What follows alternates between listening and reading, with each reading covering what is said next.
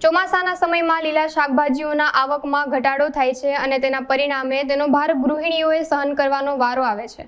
ત્યારે હાલમાં શાકભાજી માર્કેટમાં લીલા શાકભાજીઓના ભાવોમાં ખૂબ મોટો વધારો થયો છે, જેમાં નવસારી બજારમાં શાકભાજીના ભાવની વાત કરવામાં આવે તો તમામ શાકભાજી અત્યારે 70 રૂપિયાથી 100 રૂપિયાના બજારમાં મળતા થયા છે, જેને પગલે મધ્યમ વર્ગ અને ગરીબ વર્ગે ભારે મુશ્કેલીઓનો સામનો કરવો પડી રહ્યો છે। ત્યારે આ લીલા દુકાળને સરકાર કઈ રીતે દૂર કરી શકે છે અને ગરીબ અને મધ્યમ વર્ગના પરિવારોને સસ્તા ભાવે શાકભાજી મળે તે માટે યોગ્ય કાર્યવાહી સરકાર કરે તેવી આશા રાખી રહ્યા છે। ચંદુભાઈ અહીંયા 50 વર્ષથી બહુ ફૂલ ટાઈટ બજાર, બહુ મોંઘું પડે શાકભાજી, કમિશન શેષ માર્કેટમાં પેલા લોકો અમે સુરત તાજી ભરી લાવીએ તો બી અહીંયા ભરવું પડે। આજે 20,000 રૂપિયા માલમાં 400 રૂપિયા તો મારી શેષ જ જાય। 400 રૂપિયા ખાલી શેષ, સુરતમાં 200 લઈ અહીંયા ફોકટના જ અહીંયા કંઈ લાગે વર્ગીને અમારો ડાયરેક્ટ માલ આવે તો બી 200 રૂપિયા આપવું પડે અહીંયા તો જ ટેમ્પો આવે।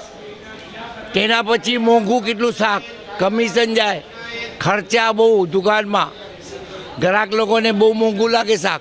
વટાણા, ફણસી, વેગન જેવા વેગન 40 રૂપિયા 80ના કિલો, પછી કારેલા સસ્તા 10-20 રૂપિયા કારેલા, તેની જગ્યાએ 40 રૂપિયા કારેલા છે।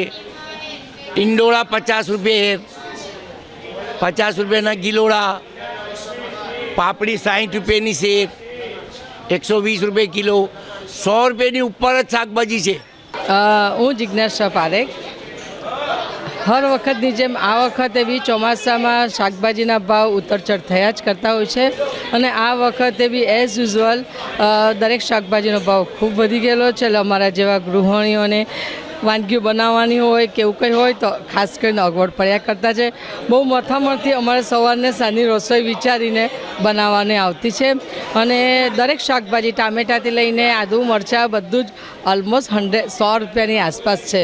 એટલે દરેક ગૃહિણીઓને કંઈ ને કંઈ બનાવવાનું હોય જ, ફરમાઈશ ઘરની બી હોય છે પણ બજેટ ખોરવાઈ જતું હોય છે।